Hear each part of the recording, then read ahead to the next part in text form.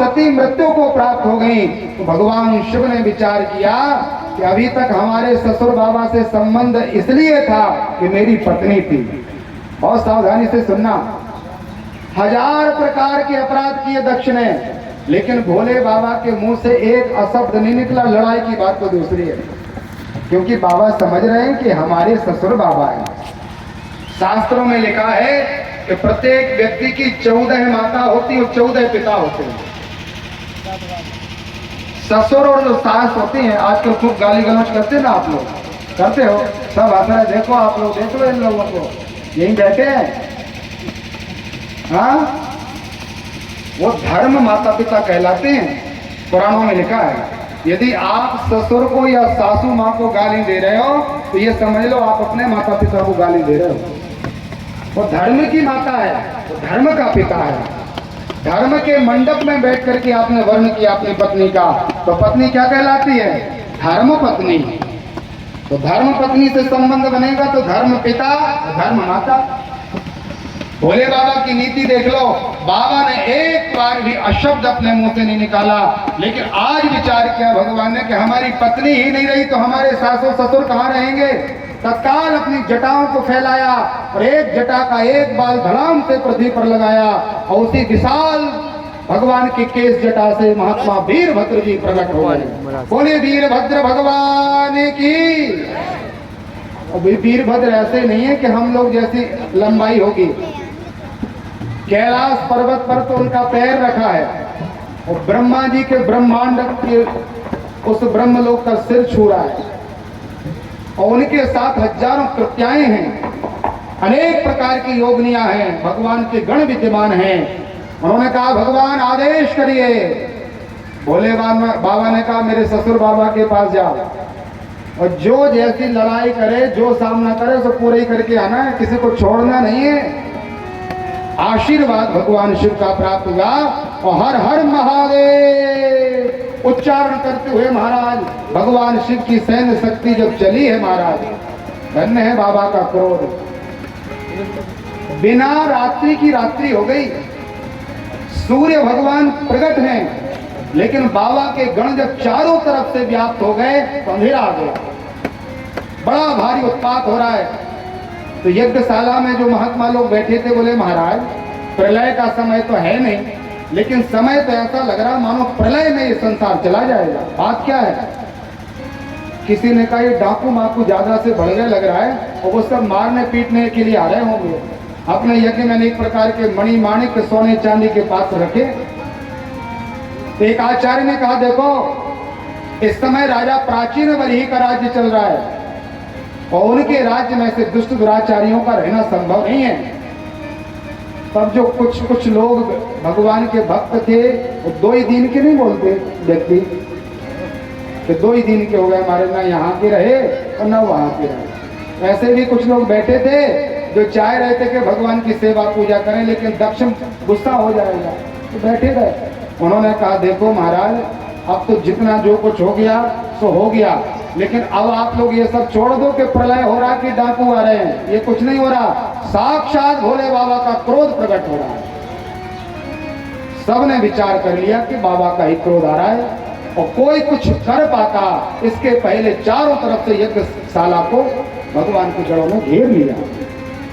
अब यज्ञ भगवान ने विचार किया अपन तो निकल लो महाराज, अब ज्यादा सा प्रसाद मिलेगा। अच्छा प्रसाद मिलता ना यज्ञ के बाद, सब चाहते कि हमें भी मिले। कई लोग तो अपने घर वालों को भी ले जाते महाराज मुझे उनका भी दे दो। तो यज्ञ ने विचार किया ये प्रसाद दूसरे प्रकार का बटेगा, इसलिए यहाँ नहीं अब रुकना चाहिए। तो मृग का रूप लेकर के साक्षात यज्ञ नारायण भगवान, लेकिन अधर्म का साथ जो देता है वो कोई भी हो, कितना भी प्रभावशाली हो, यदि आपने गलत किया है तो गलत होने के कारण आपको दबना पड़ेगा, आपका अपमान होगा, ये पक्की बात है। बाहर से जा रहे थे पीछे तरफ से कि कोई देख ना पाए, तो आकर के महात्मा वीरभद्र जी ने दंडवत प्रणाम से बोले महाराज हम समझ गए कि आप यज्ञ देव हो, आप चलो पूर्णाहुति नहीं हुई, आप नहीं रुकेंगे तो यज्ञ की पूर्णाहुति कैसे होगी, आप पधारिए महाराज। तो यज्ञ ने विचार किया वो नहीं जा पाएंगे, तो चित्रवत वहां पर विराजमान हो गए। जैसे फोटो रख दो किसी की आप तो हिलती डुलती नहीं है वो, ऐसे ही प्रत्येक देवता, बड़े बड़े पराक्रमी देवता जिनका नाम लेने मात्र से व्यक्ति कम पायमान हो जाता है, वो देवता चित्रवत खड़े हैं, कोई हिल डुल नहीं सकता, कि हाथ उठाएंगे तो कट जाएगा सबका। और बाबा के गणों ने वहां पर प्रभाव दिखाया, भगवान की विशाल सैन्य शक्ति आई है। वीरभद्र जी से भगवान के गणों ने कहा, महाराज खूब यहाँ रबड़ी रखी है, बड़ी तस्मई बनी है, अधोता दूध की खीर की जो है सुगंध आ रही है। एक खीर बनती है, हम लोग जो खीर बनाते हैं वो खीर नहीं है, हम आपको बता रहे खीर कैसी बनानी चाहिए।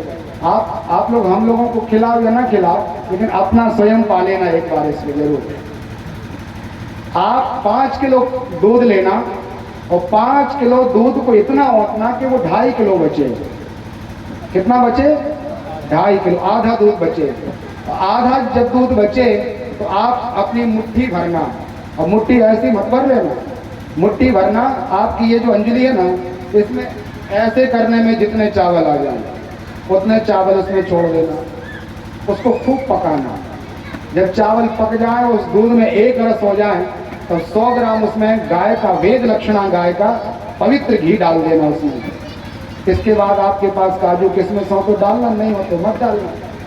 थोड़ी सी केसर जरूर डाल देना पीने के लिए। और जब ये आपकी खीर बन जाए तो उसको ठंडा कर लेना एकदम।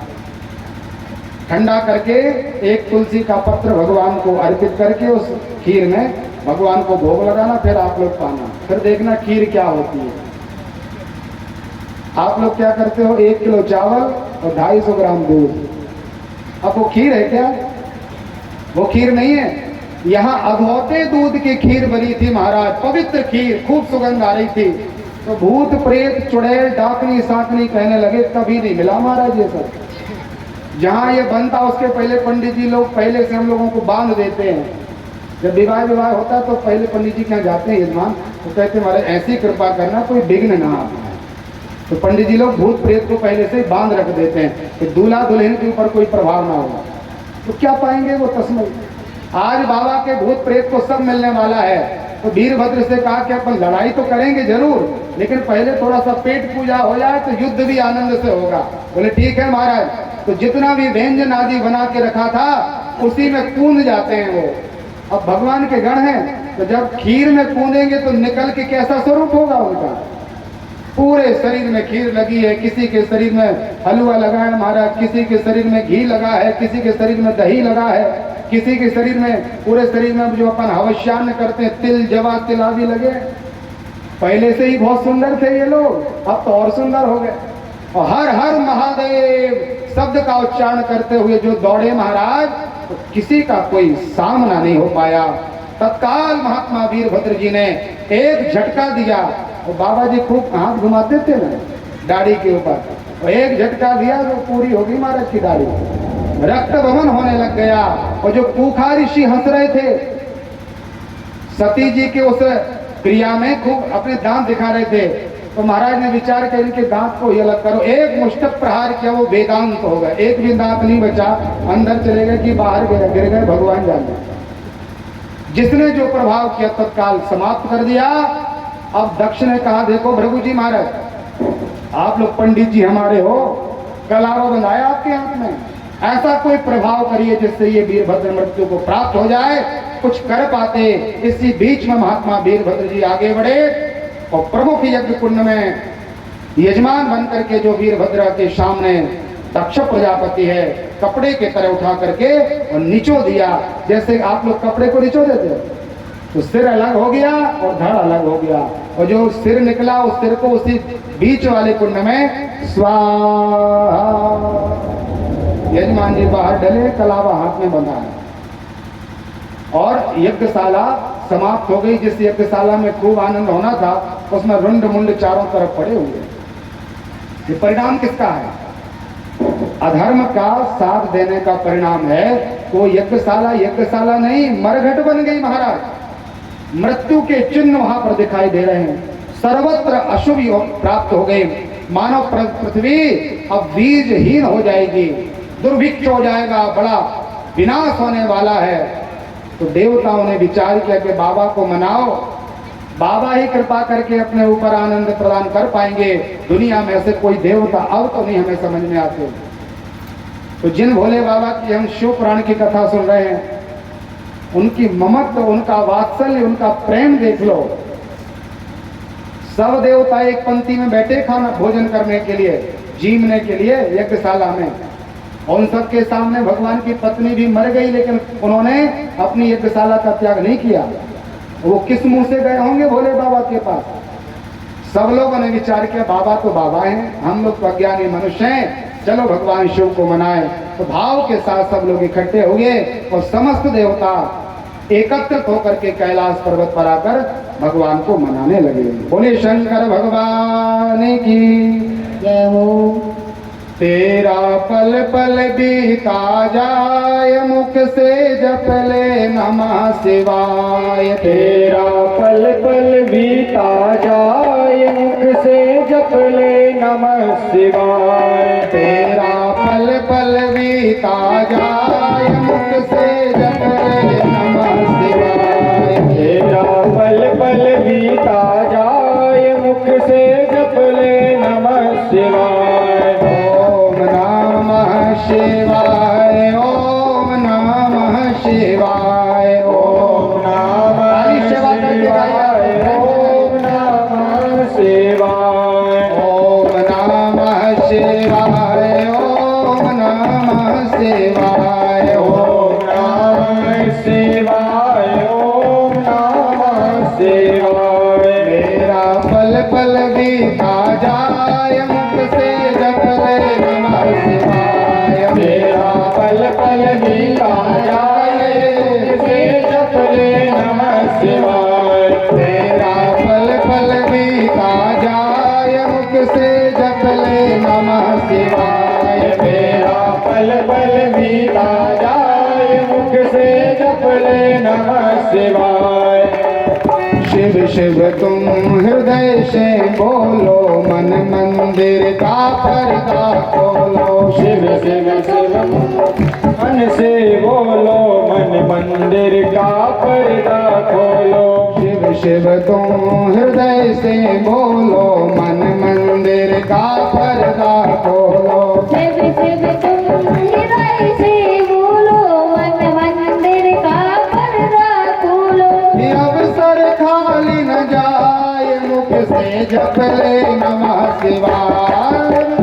नम खाली न जाए, मुख से जप ले नमः शिवाय। तेरा पल पल बीता जाए, मुख से जप ले नमः शिवाय। तेरा पल पल बीता जाए, मुख से जप ले नमः शिवाय। ओम नमः शिवाय, ओम नमः शिवाय। ओम नमः शिवाय, ओम नमः शिवाय। ओम नमः शिवाय, ओम नमः शिवाय। ओम नमः शिवाय, ओम नमः शिवाय। मेरा पल पल बीता जाए, मुख से जप ले नमः शिवाय। मेरा पल पल बीता जाए, मुख से जप ले नमः शिवाय। तेरा पल पल बीता जाए, मुख से जप ले नमः शिवाय। मेरा पल पल बीता जाए, मुख से जप ले नमः शिवाय। ये दुनिया पंछी का मेला, मानो दिल जाना है अकेला। ये मेला पंछी का मेला, समझो उड़ जाना है अकेला। ये दुनिया पंछी का मेला, समझो उड़ जाना है अकेला।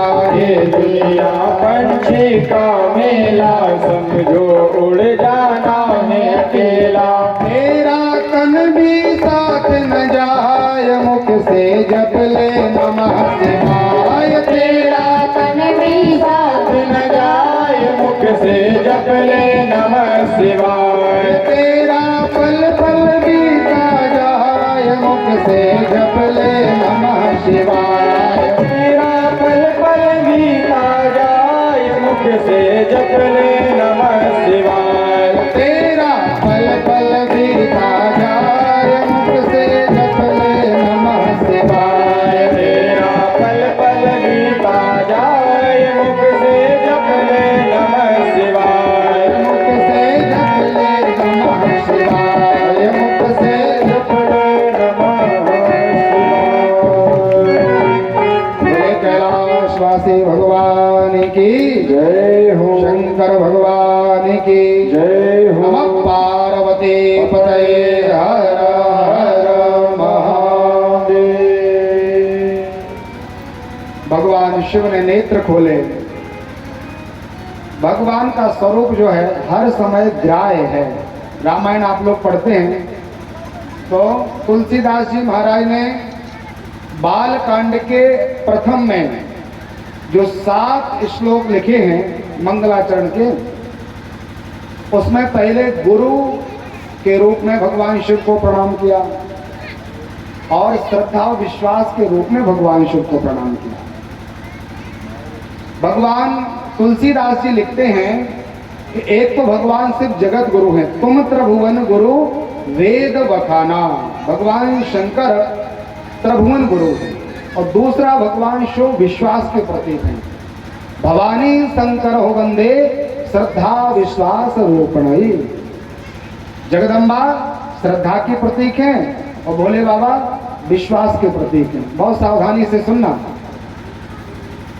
कोई बहुत बड़ा चेंबर हो तो उसमें लिखा रहता है प्रवेश निषेध है, लिखा रहता है, या बिना अनुमति प्रवेश ना करें, ऐसा लिखा रहता है। तो सबके लिए लिखा रहता है क्या? आप लोग बताइए।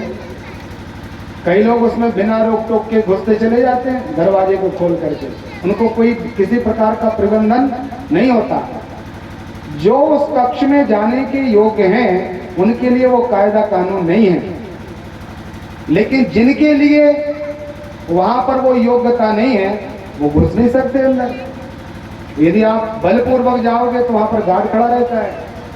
ठीक इसी तरह हम लोग ये आध्यात्मिक कक्ष में बैठे हैं और इस कक्ष में भी एक बोर्ड लगा है, बाहर दिख नहीं रहा है आप लोगों को। वो बोर्ड क्या है? भवानी शंकरो वंदे श्रद्धा विश्वास रूपणे। वहां पर लिखा है बिना श्रद्धा बिना विश्वास के प्रवेश वर्जित है। यदि आप बिना विश्वास के बिना श्रद्धा के प्रवेश कर भी लोगे तो यहाँ खूब तान दुपट्टा सोओगे।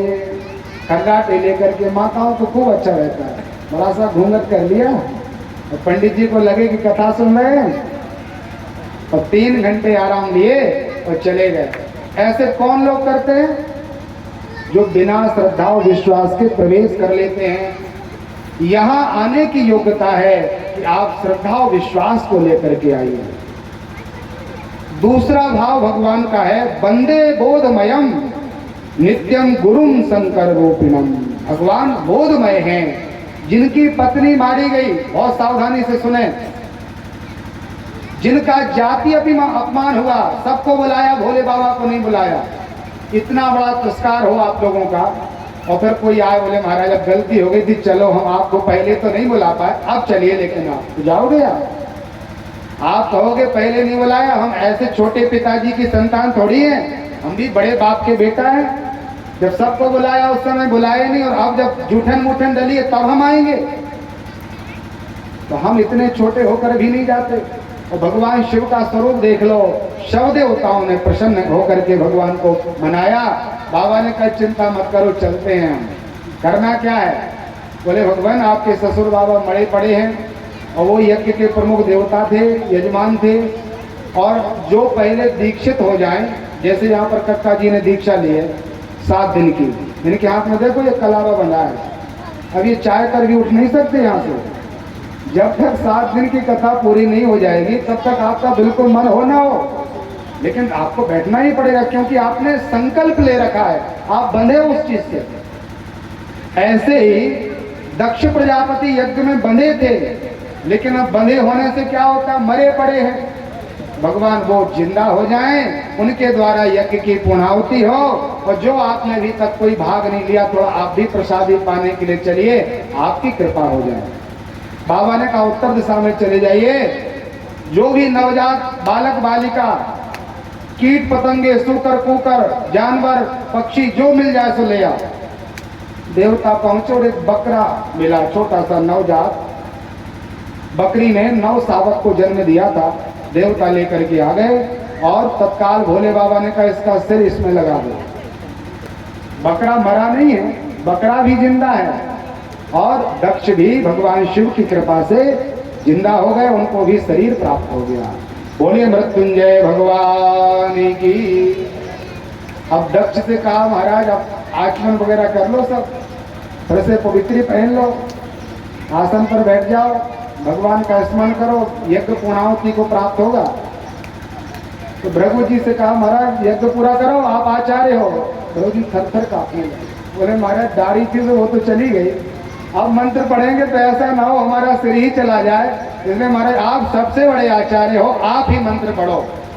तो सबने कहा ये अच्छी बात है भगवान, आपकी डमरू से सभी प्रकार के वेद मंत्र निकले हैं, जितनी भी व्याकरण आदि के सूत्र हैं ये भगवान शिव के डमरू के नाद से निकले हैं। आप सबसे बड़े देवता, आप ही मंत्र पढ़िए। भगवान ने मंत्र पढ़ना प्रारंभ किया तो यज्ञ की मर्यादा होती है। पंडित जी लोग बोलते हैं रामाय स्वाहा, आप लोग भी बोलते हैं ना, तो प्रत्युत्तर में यजमान बोलते हैं स्वाहा। तो यहाँ पर भोले बाबा ने पूर्णाहुति मंत्र पढ़ा और बोले स्वाहा। और दक्ष के सिर में किसका धड़ लगा? धड़ तो पूरा दक्ष महाराज का है और सिर है बकरे का, तो बकरे ने मिमिया दिया होगा महाराज, जैसे मिम मिम करता है। और वैसे ही जब वहां पर स्वाहाकार किया तो भगवान को खूब हंसी आ गई और बाबा ने विचार किया देखो अधर्म का साथ देने से कहां दक्ष प्रजापति, देवताओं का भी परम देवता, और अधर्म का साथ देने से आज ऐसा स्वरूप हो गया कि स्वाहा भी अच्छे से नहीं बोल पा रहा। भगवान को हंसी आई तो पंडित जी लोगों ने गाल बजाना प्रारंभ किया, डम डम डम डम। ये जो अभिषेक होता है, अभिषेक के समय में अपन भोले बाबा को वो स्वर देते हैं, वो दक्ष का स्वर है और भोले बाबा को ससुर बाबा की याद दिलाते हैं अपन। और जब अपन ये सब स्वर छेड़ते हैं तो भगवान खूब प्रसन्न हो जाते हैं, इच्छित वरदान परमात्मा दे करके प्रसन्न होते हैं। बाबा ने यज्ञ को पूरा किया, यज्ञ दिव्यता को प्राप्त हुआ और यह यज्ञ भगवान की कृपा से पूरा हो गया। तब सब देवता इकट्ठे हो गए, बोले देखो महाराज यज्ञ के पहले तो किसी ने भगवान को बुलाया नहीं, लेकिन अब यज्ञ की पूर्णाहुति में जितना जो बच रखा है ये सब बाबा का है। बची हुई सभी प्रकार की सामग्री पर किसका अधिकार है? भगवान शिव का। तो भोले बाबा ने सभी प्रकार का अधिकार ग्रहण किया और महादेव जी जाने लगे तो देवताओं ने कहा महाराज थोड़ा और रुकिए। क्यों? बोले हम लोग एक प्रार्थना आपके चरणों में करना चाहते हैं, आज के बाद छोटा सा भी छोटा कोई पूजन किया जाएगा, पहले आपको बुलाएंगे। अब ये गलती हो गई, बार बार गलती रिपीट नहीं होगी। कोई भी छोटा सा भी छोटा आयोजन किया जाएगा, पहले वरुण कलश स्थापित जरूर किया जाएगा। तो जो कलश रखते हैं अपन, वो कलश भगवान रुद्र का भाग है और रुद्र कलश में भगवान को विराजते हैं कि बाबा पहले आप बैठ जाओ, आप बैठ जाओगे तो यज्ञ हमारा पूरा हो जाएगा। बोले रुद्र भगवान की जय हो, यज्ञ नारायण भगवान की जय हो, श्री शंकर भगवान की जय हो, शिव महापुराण की जय हो, नमः पार्वती पतये हर हर महादेव। इस कथा के श्रवण की फलश्रुति लिखी हुई है कि आपके घर में कोई यदि बार बार प्रयास करने के बाद भी काम ना बन रहा हो तो आप ये कथा जरूर सुनें। इस कथा का श्रवण करें या मन में मनन करें या केवल ध्यान कर लें, तो जिस कार्य में बार बार अवरोध आ रहा है वह कार्य भगवान शिव की कृपा से निर्विघ्नता पूर्वक संपन्न हो जाता है, पूर्ण हो जाता है। इस प्रकार से भगवान ने कृपा की और अपन को जल्दी से भगवान का विवाह कराना है। 15-20 मिनट बचे हैं आप लोगों का। तैयार होके तो कोई आया नहीं आज, जैसा आना चाहिए था। भोले बाबा की विवाह की तैयारी में कल मैंने आपको निवेदन किया था, अब लेकिन जैसे आ गया वैसे में अपन विवाह तो करेंगे। तो सब लोग बड़े दत्त चित्त और मनः चित्त होकर के भगवान को प्रणाम करते हैं। भगवान ब्रह्मा जी नारद जी को कहते हैं कि बेटा ब्रह्मा जी, इन्होंने भगवान शिव के चरणों में प्रणाम किया और अपने देह को पूरा किया। राम जी से वरदान मांगा था, जन्म जन्म सुरपदे अनुरागा, तो तिहि कारण हिम ग्रह गृह जाए। उसी कारण से माँ जगदम्बा और पार्वती के रूप में जन्म लेने के लिए तैयार हो रही हैं। सुंदर कथा सुनाई है शिव महापुराण में। ब्रह्मा जी कहते हैं नारद जी को, नारद पितरों की 3 कन्याएं हैं, एक का नाम है कलावती, एक का नाम है मैना और तीसरे का नाम है धन्या। मैना नामनी सुतम ज्येष्ठा मध्या धन्या कलावती, ये तीनों प्रकार की कन्याएं पितरों की कन्या हैं। एक बार ये तीनों कन्याएं भगवान का स्मरण कर रही थी और इनके सामने से सनकादिक महात्मा निकले, सनक, सनंदन, सनातन और सनत कुमार, 4 महात्मा लोग जब निकले तो इन कन्याओं ने खड़े होकर के प्रणाम नहीं किया, ना तो उनको नमस्कार किया, ना उनकी जय जयकार की और ना बैठे बैठे ही मन से प्रणाम किया। 4 प्रकार का प्रणाम होता है। जब इस प्रकार का प्रणाम नहीं किया तो महात्मा सनकादिक ऋषियों को लगा कि कन्याएं तो बड़ी अभिमानिनी हो गई, थोड़ा सा भजन करने लगी तो उसका परिणाम क्या, हम जैसे महात्माओं का तिरस्कार करेंगे, आगे चल करके दूसरों का भी करेंगे। ये पाप करने लगी और पाप करेंगी तो इसका परिणाम इनको प्राप्त होगा, तो पहले ही इनको सचेत कर दो। तो सनकादिक महात्माओं ने कहा, अरे कन्याओं, तुम लोगों ने 2-4 साल यदि भक्ति कर ली तो इसका परिणाम ये थोड़ी है कि आप संतों का निरादर करने लग जाओ। आप लोगों ने प्रणाम नहीं किया, हमें प्रणाम किया। आप अभिलाषा नहीं है कि आप हमें प्रणाम करो तो हमें प्रसन्नता हो, लेकिन संतों का अपराध नहीं होना चाहिए। और तुम लोगों ने ये किया है तो तुम्हें परिणाम मिलेगा। तुम लोगों ने मनुष्य जैसे व्यवहार निभाया, जैसे तुम तीनों कन्याओं को मनुष्य बनना पड़ेगा, पृथ्वी पर जाना पड़ेगा। तो पितरों की कन्याओं ने प्रणाम किया, बोले महाराज संसार में जाने से तो बड़ा डर लगता है, वहां जाकर के व्यक्ति मनमुखी व्यवहार करता है, पाप कर्म करता है और पाप का परिणाम होता है जन्म लेना, मृत्यु को प्राप्त हो जाना, सुकर कुकर बन जाना, कुंभी पाप योनियों में नरकों में चले जाना। क्या नहीं करना पड़ता। इसलिए भगवान हमें मनुष्य मत बनाइए। तब उन्होंने कृपा की और कहा, देखो यदि तुम लोग प्रार्थना करते हो तो हम इतना कर सकते, मनुष्य तो तुम तीनों बनोगे, लेकिन तीनों के गर्भ से साक्षात परम्बा जगदम्बा आदि शक्ति भगवती दुर्गा तुम्हारे गर्भ से जन्म लेंगी। तीनों को आशीर्वाद दे दिया। तो मैना नाम की कन्या है, उसको कहा कि तुम्हारा हिमालय के साथ विवाह होगा और तुम तपस्या करके भगवती पार्वती को जन्म दोगी। तीसरी जो धन्या नाम की कन्या है, उसको कहा कि तुम त्रेता युग में जन्म लोगी, जनक की पत्नी बनोगी और जनक नंदिनी सीता जी तुम्हारे यहाँ जन्म लेंगी। चौथी से कहा कलावती जी से कि आप ब्रजमंडल में जन्म लोगे और वृषभानु महाराज जो गोपों के आचार्य हैं, उन गोपाधिपति महात्मा वृषभानु की आप पत्नी बनोगी और साक्षात राधा जी आपके यहाँ बेटी के रूप में जन्म लेंगे। बोलिए राधा महारानी की, श्री सीता माता की, पार्वती माई की। तो पितरों की तीनों कन्याओं ने इस प्रकार से जन्म लिया। तो हम पहली कन्या का वंश विस्तार श्रवण करें। हिमालय महाराज सभी प्रकार के पर्वतों के राजा हैं। सब में राजा होते हैं, ऐसा मत सोचना कि मनुष्य में ही राजा होते हैं। जैसे आजकल सब अपनी अपनी समाज में समाज का अधिपति बना लेते हैं, ये हमारे समाज के अध्यक्ष हैं आदि आदि, ऐसे ही सबके अध्यक्ष हैं हर जगह। और पहले ये पर्वत लोग उड़ते थे, कहीं भी चले जाते थे, इनके पंख रहा करते थे पर्वतों के। लेकिन एक बार ये ओदियाचल पर्वत जो है, आप लोगों ने नाम सुना है, ये भी उड़ करके जा रहे थे और इनकी बेटी ने थोड़ा सूर्य को तपा दिया। तो बोले ऐसा सूर्य का प्रभाव, अब इतने बड़े हो जाएंगे कि सूर्य महाराज उगेंगे ही नहीं, इस संसार में सूर्य का प्रकाश ही नहीं होगा। तो महात्मा अगस्त जी ने आकर के उनको दर्शन दिया। उदियाचल पर्वत अगस्त जी के शिष्य थे, जैसे ही प्रणाम किया उदियाचल पर्वत साष्टांग लौट गए। तो महात्मा ने कहा आशीर्वाद हम अभी तो नहीं दे सकते, लौट करके दे देंगे। आज तक महात्मा अगस्त्य बाबा लौट करके नहीं आए और उदयाचल पर्वत आज भी लेटा हुआ है। उस समय से श्राप दे दिया था कि कोई भी पर्वत किसी भी प्रकार से यहाँ वहां नहीं जा सकता। हिमालय महाराज बड़े धर्मात्मा हैं, भगवती के अनन्य उपासक हैं, इनकी खूब बड़ी वैभव संपत्ति है। 100 बेटे हैं इनके यहाँ। कितने बेटे? 100।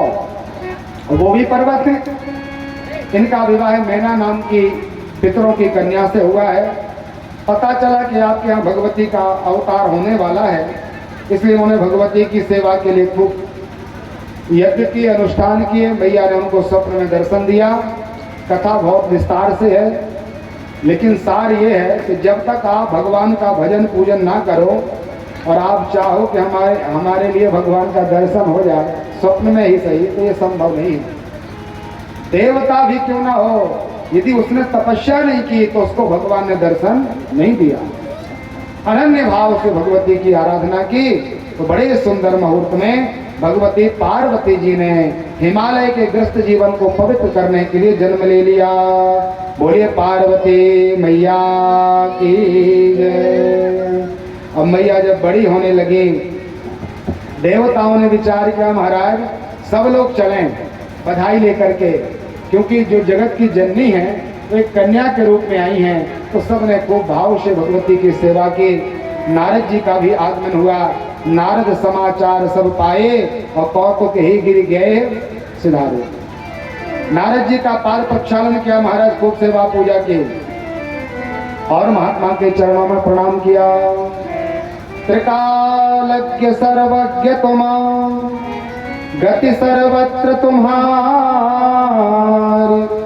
कहूँ सुता के दोष गुण, मुनिवर हृदय विचार।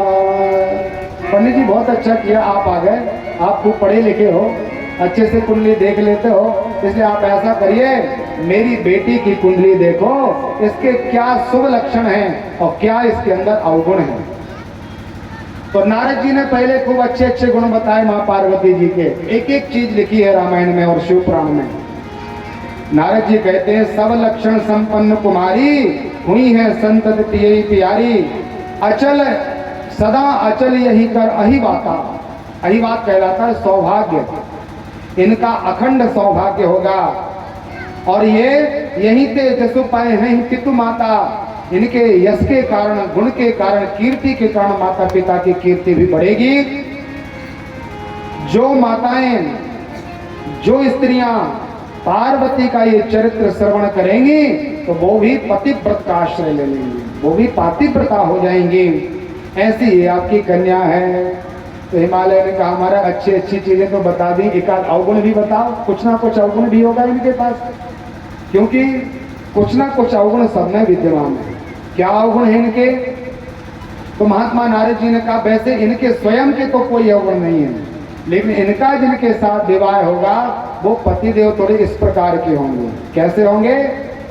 बोले महाराज जोगी जटिल अकाम मन, नगन मंगल भेष, अस स्वामी यही कहे मिलही, परिहस्त असरे। जोगी, वैरागी, अकाम, जिनके लिए कोई कामना नहीं है, जटिल, बड़ी बड़ी जटाओं को धारण करने वाले, दिगंबर, कोई वस्त्र नहीं पहनेंगे, ना इनके माता पिता का पता होगा, ना इनका कोई गोत्र का ध्यान होगा कि क्या है। अगुण अमान मातु पितु हीना, उदासीन सब संशय छीना। तो महात्मा हिमालय ने विचार किया कि देखिए हमारे पास इतनी बड़ी संपत्ति है, हम अपनी कन्या का विवाह ऐसे पति से थोड़ी ना कराएंगे, अच्छा वर देख लेंगे। नारद जी को प्रणाम किया और महात्मा नारद जी चले गए। यहाँ पर मैया पार्वती जी 5 वर्ष की हुई हैं। एक बार नारद जी का फिर से आगमन हुआ और महात्मा नारद जी को मैया ने बुलाया। माँ ने कहा भगवान आपने जैसा मेरी कुंडली देख करके फलादेश किया है, वैसे मुझे आजकल स्वप्न आने लगे हैं। ऐसे ही सफेद सफेद वस्त्र धारण करने वाले कोई वैरागी जैसा वेश हमें स्वप्न में दिखा और वो कहते पार्वती मेरी तपस्या करिए। ये सब क्या है महाराज? तो नारद जी ने कहा मैया बहुत भाग्यशाली हो तुम, अभी तुमने तपस्या पूजन कुछ की नहीं और भोले बाबा स्वयं कहते हैं कि तुम मेरी सेवा करो, तब करने के लिए जाइए। तो मैया ने कहा नारद जी मुझे तो कुछ नहीं आता, बड़ी सावधानी से कथा सुनना है। माता जी को कुछ ज्ञान नहीं है क्या? आप लोग बताएं। दुनिया का प्रत्येक मंत्र प्रत्येक वेद की ऋचा मैया जानती हैं, लेकिन वो विचार करती कि हमारा नया जन्म हुआ है और हमें लोकाचार का पालन करना चाहिए। बिना गुरु के किसी की गति नहीं हो सकती। गुरु बिन भोग निधि तरही न कोई, जो विरंच शंकर सम होई। मैंने परसों भी आपको निवेदन किया था। तो नारद जी को मैया ने कहा महात्मा आप ही मेरे गुरु बाबा बन जाइए। भगवान नारद जी को बहुत अच्छा लगा और बोले माँ यदि आपका ऐसा भाव है तो कोई बात नहीं, चलो हम आपको दीक्षा देते हैं। तो एक शिव मंदिर में ले जा करके पूजा की और मैया के दाहिने कान में नमः शिवाय ये पंचाक्षर मंत्र प्रदान कर दिया। मंत्र मिल गया, उपासना की पद्धति प्राप्त हो गई और गुरु भी उनको प्राप्त हो गए। सब कार्य इनके संपन्न हुए। मैया घर में भजन पूजन करने लग गई। पूजन करते करते लंबा सा समय हो गया।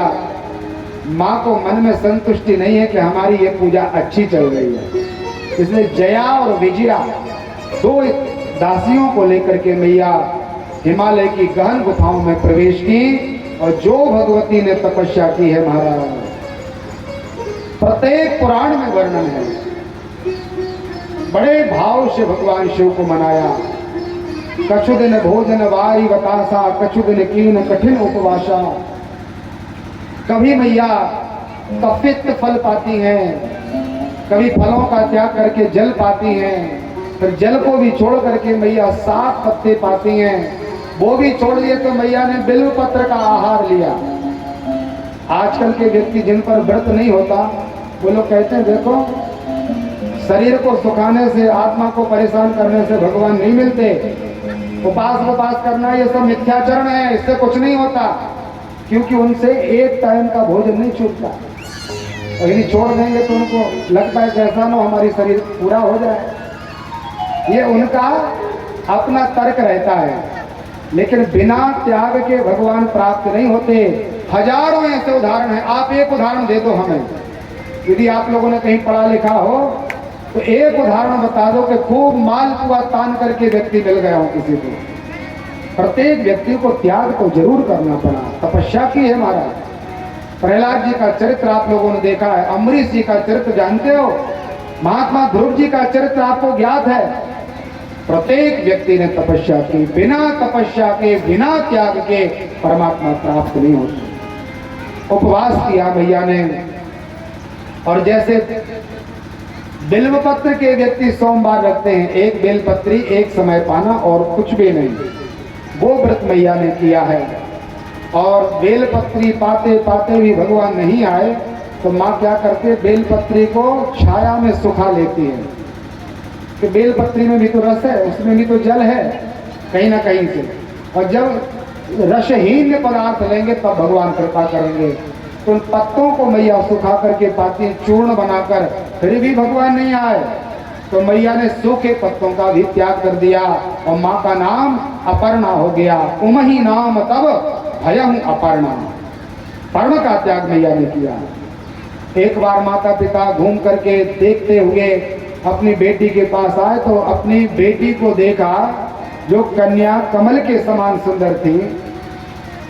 5 वर्ष की अवस्था है जिस बेटी की, और उसने तपस्या में ऐसा शरीर सुखा दिया है कि कृष्णकाय शरीर हो गया है, पूरी हड्डियां दिख रही हैं, कोई किसी प्रकार की चर्म और रक्त आदि का प्रभाव नहीं है, अस्थि मात्र शरीर बचा है। तो मैया के मुंह से निकला ओ माँ, अरे तूने ये क्या कर लिया? तो भगवती का नाम उमा हो गया। अपर्णा हुआ, उमा हुआ। शैल की बेटी होने के कारण माँ का नाम शैलजा हुआ। पर्वतराज की बेटी थी इसलिए मैया का नाम पार्वती हुआ। ऐसे भगवती के अनेक नाम होने लगे, तपस्या बढ़ने लग गई। बढ़ते बढ़ते त्रिलोकी कांपने लगी, बोले महाराज अब नहीं बचेगा कुछ। तब सब देवता इकट्ठे हो गए और भगवान को तो नहीं पूछा, देवता स्वयं वरदान देने के लिए आ रहे हैं, जिनको विवाह करना उससे कुछ नहीं पूछा। और सब देवता इकट्ठे हुए, भया हो मनोरथ सफल तब सुन गिरिराज कुमारी, परिहर दुसह कलेश सब अब मिले हैं त्रिपुरा। त्याग दो इस तपस्या को, हम लोग वरदान देते हैं तुम्हें भगवान त्रिपुरारी भोले बाबा जरूर मिलेंगे। तो मैया जानती है तो सब बनावटी रूप से आए हैं, ये हमें तपस्या पूरी करने के लिए आए, स्वार्थी हैं। सुर नर मुनि सब की यह रीति, स्वार्थ लाग करहि सब, ये अपना स्वार्थ देख रहे हैं। तो मैया ने तपस्या का त्याग नहीं किया। सब देवता इकट्ठे हो गए, भगवान समाधि में हैं। भोले बाबा को जगाने के लिए कामदेव आया, भगवान ने कामदेव को ही समाप्त कर दिया। बोले कामारी महादेव की जय हो। भोले बाबा ने जब काम को जला दिया, उनकी पत्नी आई रति, भगवान के चरणों में प्रणाम किया।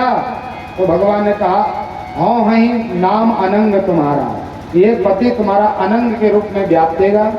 द्वापर के युग में जब लगी कृष्ण हो ही अवतारा, भगवान कृष्ण यदुवंश में अवतार लेंगे तो उनके प्रथम संतान के रूप में आपका ये कामदेव प्रद्युम्न के रूप में आएगा। ये पूरी लीला भगवान ने संपन्न की।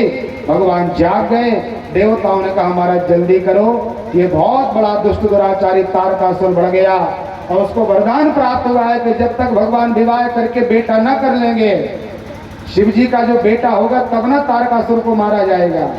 आप कृपा करो भगवान। देवताओं से कहा ठीक है करेंगे। और 7 ऋषियों को भगवान ने भेजा है माँ की प्रेम की परीक्षा लेने के लिए। 7 महात्मा आए और पहले भगवान शिव के प्रति खूब अशब्द बोले। भगवान ने पढ़ा के भेजा था इनको कि जितना हो सके उतनी सीमा तक तुम उनके प्रेम की परीक्षा लेना, कहाँ तक स्नेह है मेरे चरणों में। तो महात्माओं ने कहा भैया तुम ये जो तपस्या कर रही किसके लिए कर रही हो? बोले महाराज आप लोग तो त्रिकालज्ञ हो, सब जानते हो, पता है आपको कि भोले बाबा को पति के रूप में चाहना है मेरी। तो कहा महाराज भैया अरे भगवान के साथ विवाह हो भी जाएगा तो लाभ क्या मिलेगा तुझे? और एक और बात, अभी अभी भगवान ने कामदेव को पूरा कर दिया है, मार डाला है। और जो काम को ही मार डाले वो विवाह करेगा क्या कभी? भगवान तो सन्यासी बन गए हैं, वो कभी विवाह करने वाले नहीं हैं। यदि तुम कहो पार्वती तो इस तपस्या के परिणाम के रूप में हम इंद्र के साथ विवाह करा सकते हैं, भगवान नारायण के साथ भी विवाह करा देंगे, जो तुम बोलोगे उनके साथ विवाह करा देंगे। तो मैया ने कहा महाराज अब ज्यादा लंबी लिस्ट मत बताओ आप किन किन के साथ करा देंगे, पहले ही आप मिलते यदि तो हम हो सकता था तुम्हारी बातों को मान लेते। लेकिन महादेव अवगुण भवन सकल विष्णु गुण धाम, सभी देवताओं में हजारों सद्गुण हो, मुझे उन सद्गुणों से कोई अपेक्षा नहीं है। और भगवान शिव केवल और केवल अवगुण ही अवगुण हो, लेकिन जाके मन रम जाए सन, मेरा मन तो भगवान शिव जी के चरणों में रमण करता है। इसलिए जन्म कोटि लग रगड़ हमारी, वरहु शंभु न तुरहं तुम्हारी। यदि भगवान ने कामदेव को जला दिया हमें चिंता नहीं है, इस शरीर को हम पूरा कर देंगे, मर जाएंगे, फिर से जन्म होगा, फिर तपस्या करेंगे, फिर मर जाएंगे, फिर तपस्या करेंगे। ऐसा करोड़ों बार हमें जन्म लेना पड़े, करोड़ों बार हमें मरना पड़े तो हमें चिंता नहीं, लेकिन मरेंगे तो केवल भगवान शिव। एक वर भरोसे एक बल एक आस विश्वास, एक राम घन श्याम हिता चातक तुलसीदास। एक के होके रहिए, हम लोग 10 लोगों के होके रहते हैं। मंगलवार आया तो हनुमान जी को खूब चोला चढ़ाया, नारियल पंडित जी से बुलवाया, हनुमान जी ने कोई काम नहीं किया तो मंगलवार के बाद क्या आता है? बुधवार, बोले हमारे गणपति जी जल्दी प्रसन्न हो जाएंगे, तो बुधवार को जय गणेश जय गणेश जय गणेश, उसमें काम नहीं बना तो गुरुवार को जय लक्ष्मी रमणा, उनसे भी नहीं आया, बोले महाराज अब तो संतोषी माता काम करेंगी, तो शुक्रवार को उनकी चरण में चले गए। और जब शनिवार आया तो शुक्रवार से ही डरने लगे, नाटक आता है ना शनि का, तो व्यक्ति कितना, ऐसा मत करना शनि देव ऐसे है तो शनि की चरण शरण ग्रहण कर ली।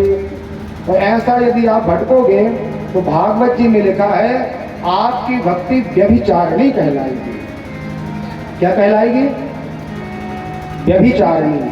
जैसी स्त्री का एक के साथ विवाह होता है और एक पुरुष का त्याग करके अन्य पुरुषों का साथ करे तो उस स्त्री को व्यभिचारिणी कहा जाता है, उसका दुनिया में कोई सम्मान नहीं करता।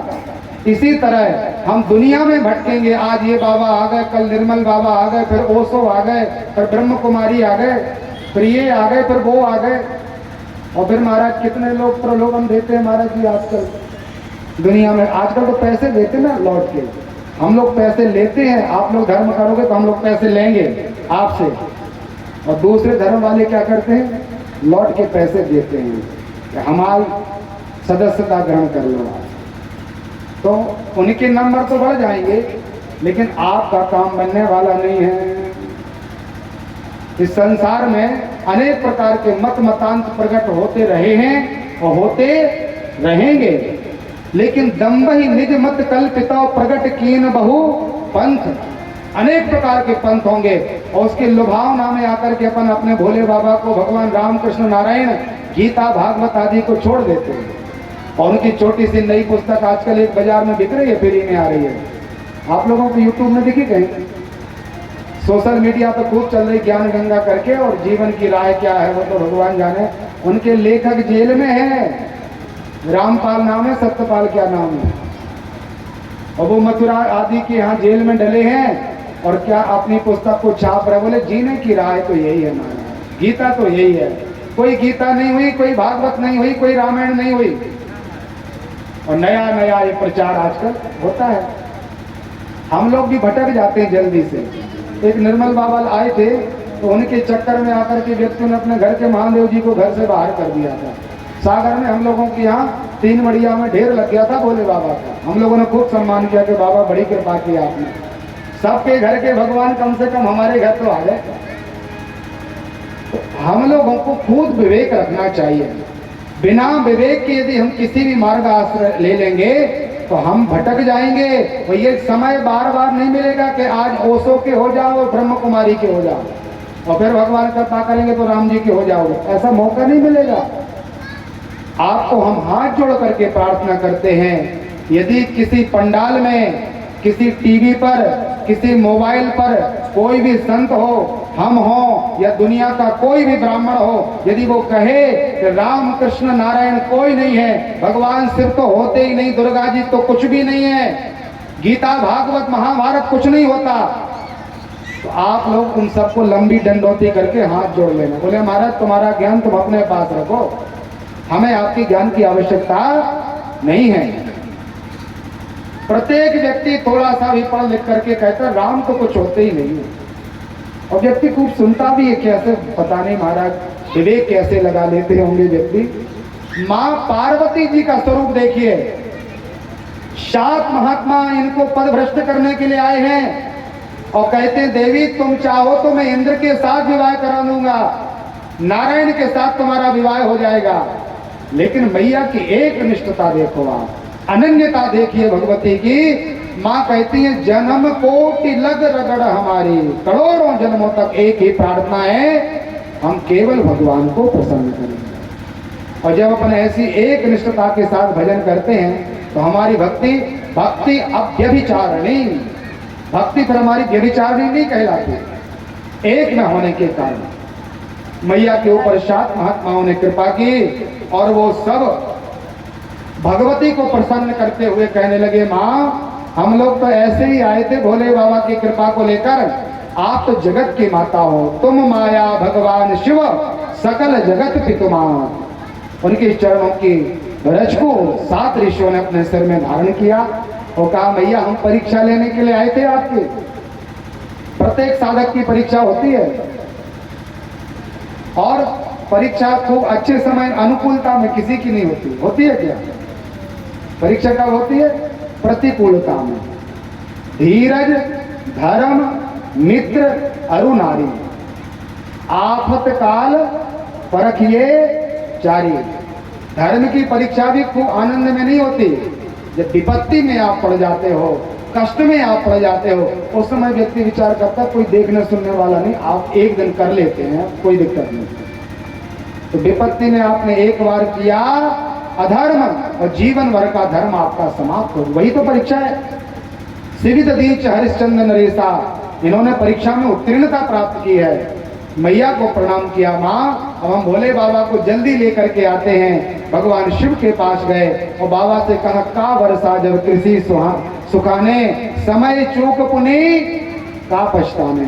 जब मैया मर जाएगी तब जाओगे आशीर्वाद देने, क्या मतलब निकलेगा आपका आशीर्वाद का, जल्दी करिए बाबा। तो भगवान शिव भाद्रपद शुक्ल पक्ष की तृतीया की अर्धरात्रि के समय, जो माताएं हरितालिका व्रत करती हो, रात्रि जागरण करती हो आप लोग, उसी रात्रि के ब्रह्म वेला में भगवान एक ब्राह्मण का भेष बना के प्रकट हो गए। बोलो भक्तवत्सल भगवान की जय हो। ब्राह्मण का शरीर है और वृद्ध ब्राह्मण, जैसे आचार्य जी महाराज विराजे हैं, ऐसे ही मानो बन के आए हैं। तो मैया ने विचार किया कि देखो आज हरितालिका का व्रत था, पंडित जी से अक्षुत्र छुड़वाते ना आप लोग, क्या करवाते, संकल्प कराते हो लोग। बोले इतने सुंदर पंडित जी आए हैं तो अब इनसे अभिषेक और करा लें तो हमारे आज की व्रत की पूर्णता हो जाए। बोले समझ नहीं किए भगवान। और भोले बाबा रूपी ब्राह्मण को अंदर बुलाया, नमस्ते रुद्रमन्य भवतोत्तैघवे नमः बाहुभ्याम उदते नमः। वैदिक मंत्रों के द्वारा भोले बाबा स्वयं अपना ही अभिषेक करा रहे हैं। आचार्य भी भोले बाबा हैं और देवता भी भगवान शिव है। जब पूरा हो गया संकल्प वगैरह सब, क्षमा प्रार्थना, तो माँ ने कहा महाराज जी क्षमा करना, मुझे ये अविश्वास नहीं है, मेरे मन में ये कहीं पर किसी भी प्रकार से भाव नहीं है कि भगवान नहीं आएंगे। ये तो पक्का विश्वास है कि शिव जी आएंगे, लेकिन इतना नहीं पता कि कब तक आएंगे। इसलिए आप ये बता दो कि अभी हमें कितना और तपस्या करना है। तो भगवान तो वो शिव जी थे ब्राह्मण के भेष में। पंडित जी ने आंखें लगा मुनी और मानो विचार कर रहे हैं कुछ कि हम बताते हैं आपको, और आंखें खोल करके कहा, देवी मैं बहुत बड़ा ज्योतिषी हूँ, मैं सब जानता हूँ, लेकिन मेरी ज्योतिष में यहाँ ऐसा आ रहा है कि आप कल्प कल्पांतर तक तपस्या करते हो, हजारों युगों तक तपस्या करते करते आप अपने शरीर को समाप्त करो, मरो जन्म लो, मरो जन्म लो, लेकिन भगवान शिव तुम्हारे ऊपर कृपा करने के लिए नहीं आएंगे। पंडित जी के रूप में है भगवान। माँ ने कहा महाराज आपकी विद्या झूठी, क्यों? बोले भक्तों के ऊपर कृपा करने के लिए भगवान अपने नियम बदल देते हैं। अपना मान टले टल जाए पर भक्त का मान ना टलते देखा। भगवान अपनी प्रतिज्ञा को भूल जाते हैं लेकिन भक्तों की प्रतिज्ञा को पूरा करते हैं। आपकी ये पंडिताई आप रखो, अब चले जाओ। तो भगवान अब खूब उल्टा सीधा बोलने लगे कि देखें तो पार्वती के मन में कितना प्रेम है हमारा। कई बार क्या होता, अच्छे अच्छे में तो अपना प्रेम बना रहता है और थोड़ी सी प्रतिकूल स्थिति बनी तो एक क्षण में प्रेम का पता नहीं चलता कहाँ चला गया, भाग खड़ा होता है प्रेम हमारा, इतनी सी प्रतिकूलता में। तो भोले बाबा ने भी खूब अपना स्वयं का निरादर किया, अपमान जैसा करने लगे। तो मैया वहां पर सावधान हो गई। यजमान को ऐसा सावधान रहना चाहिए। मैया ने विचार किया कि ये ब्राह्मण तो नहीं हो सकता, यदि ब्राह्मण है तो वो शिव हो तो जरूर होगा, हरि और हरि की उपासना वो करने वाला होगा, ना तो वो शिव की निंदा सुन सकता है और ना भगवान नारायण की। तो यदि ब्राह्मण होकर के नारायण की निंदा सुने और भगवान शिव की निंदा सुने तो आप सावधान हो जाओ, ये ब्राह्मण नहीं है। तो जया विजया से कहा देवी इसके हाथ पकड़ करके पंडित जी को झोली बना करके गुफा के बाहर करा, इनकी हमें अब जरूरत नहीं है। पंडित जी को जैसे ही छोड़ने के लिए जाने लगी तो भगवान शिव ने माँ पार्वती का बायां हाथ पकड़ लिया, मानो भगवान शिव ने पानी ग्रहण कर लिया।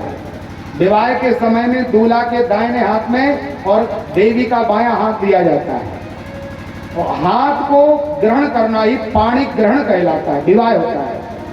जैसे ही जगदम्बा का स्पर्श किया, माँ ने विचार किया बड़ा दुष्ट ब्राह्मण है, हम जैसे पतिव्रता का इसने स्पर्श किया है। और जल लेकर के जैसे ही भगवती श्राप देने लगे, अरे ब्राह्मण। भोले बाबा ने विचार किया यदि इनके मुंह से वचन निकल जाएगा तो वो सत्य होगा, हमें भी स्वीकार करना पड़ेगा। तो तत्काल दिगंबर भेष भगवान शिव का अक्षमाला और विभूति रमण करने वाले कैलाश पर्वत के अधिष्ठाता देवता त्रिशूल लेकर के खड़े हो गए। बोल शंकर भगवान की जय। भोले बाबा को देखा तो टकटकी लगा करके मैया कुछ क्षणों तक तो देखती नहीं और विचार करने लगी कि मैं स्वप्न तो नहीं देख रही। कई बार मुझे स्वप्न में ऐसा सब दिखा के भगवान आ गए, तो अपने हाथ में से इस पर चीटी लगाती हाथ में और देखती है सही है कि नहीं। तब भाव आया कि ये बिल्कुल हकीकत में भगवान शिव खड़े हैं। भगवान को दंडवत प्रणाम किया और कहा महाराज उस देह में थोड़ा सा अभिमान हमारे द्वारा हो गया था, अब जीवन में कभी इस प्रकार का अभिमान हम नहीं करेंगे, हमें किंकरी के रूप में, दासी के रूप में स्वीकार कीजिए।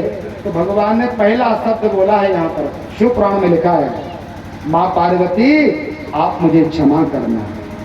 शिव जी बोल रहे हैं, भगवान शिव माँ पार्वती से हाथ जोड़ करके क्षमा प्रार्थना कर रहे हैं। बोले इतना तो किसी को परेशान नहीं करना चाहिए, थोड़ी सी बात पर आपने एक थोड़ा सा अपराध किया, मैंने कितना परेशान किया। एक तो तपस्या की, फिर महात्माओं को मैंने ही भेजा, ब्राह्मण बन के भी मैं आया, अनेक प्रकार के आपकी उस तपस्या को पूरा करने के लिए खूब विघ्न भी किए, लेकिन धन्य हो देवी तुमने जो अनन्य भाव से मेरी सेवा की है, अब तो जल्दी दूल्हा बन के हम आएंगे, आप घर चली जाओ। तो माँ पार्वती जी जाने के लिए तैयार हुई। जया और विजया दोनों सखियों ने कहा भगवान हमने भी आपकी पत्नी की खूब सेवा की है, चंदन फूल कुमकुम बिल्वपत्र हम ही तो लाते थे, हम लोगों को भी आपका प्रसाद प्राप्त हो। तो भगवान ने कहा कि दहेज के रूप में तुम दोनों को लेकर कैलाश पर्वत ले जाएंगे और निरंतर तुम दोनों को कैलाश का वास प्राप्त होगा। तो वो जया विजया जो आप लोग पुतलियों के रूप में रखते हो, हरी तालिका के बीच में शिव जी और दोनों तरफ वो बहुएं जैसी बनी रहती हैं, वही जया विजया हैं। आज भी भगवान की कृपा से निरंतर कैलाश पर्वत का उनको वास प्राप्त हुआ। मैया लौट करके आई। शिव पुराण में लिखा है, अब भगवान ने जब एक बार पार्वती जी को देख लिया तो कैलाश पर्वत पर मन नहीं लग रहा बाबा का, तो एक बार नट बन करके आए। नाचने वाले रहते ना, अपनी क्रिया करके नाच करके प्रसन्न करते हैं, ऐसे नट के रूप में भगवान हिमालय के पास आए हैं।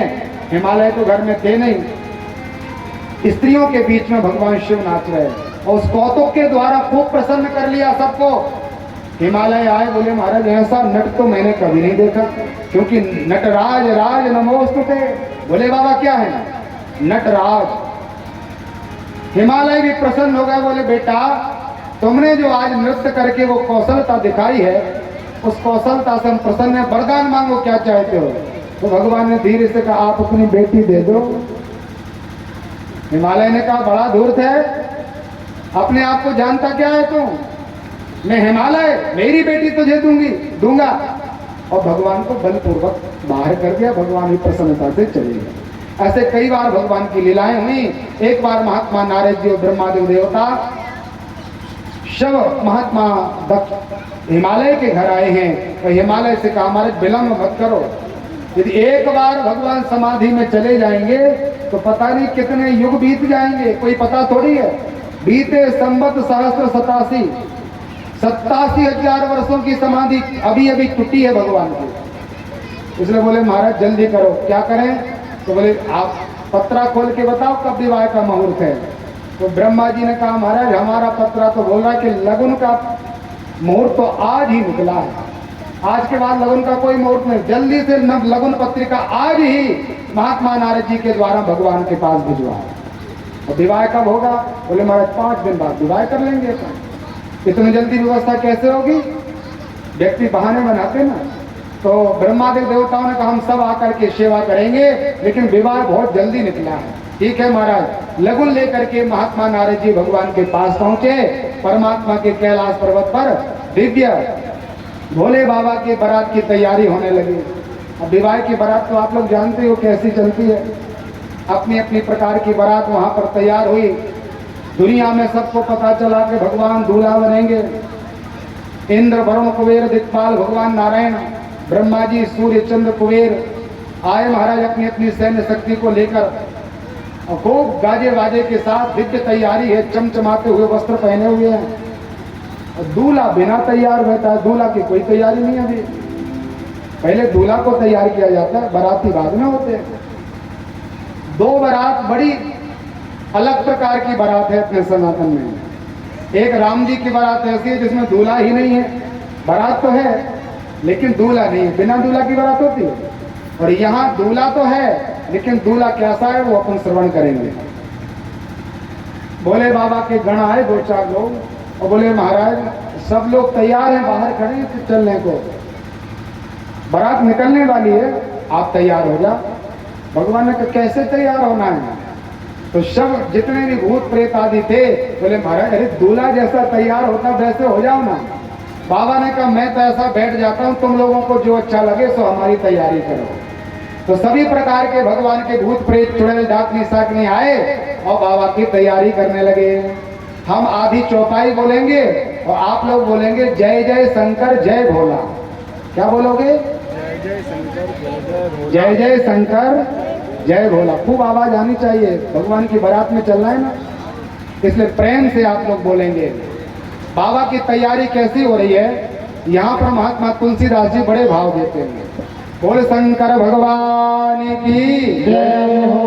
शिव ही शंभुगन करहि श्रृंगारा, जय जय शंकर जय जय भोला।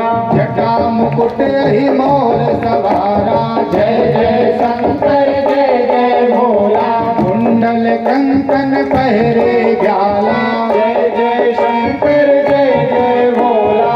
तन विभूत पट के हरि छाला, जय जय शंकर जय जय भोला।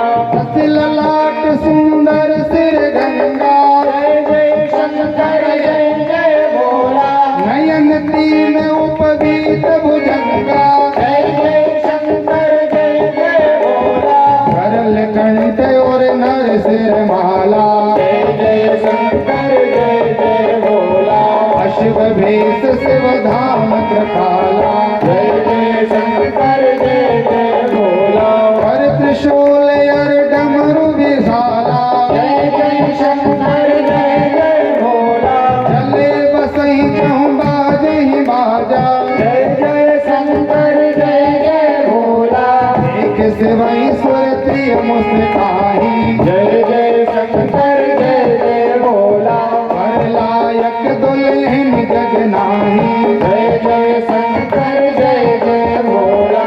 विष्णु विरंच आदि सुर गाता, जय जय शंकर जय जय भोला। चढ़ चढ़ वाहन चले बराता, जय जय शंकर जय जय भोला। सुर समाज सब भांति अनूपा, जय जय शंकर जय जय भोला। सुर समाज सब भांति अनूपा, जय जय शंकर जय जय भोला।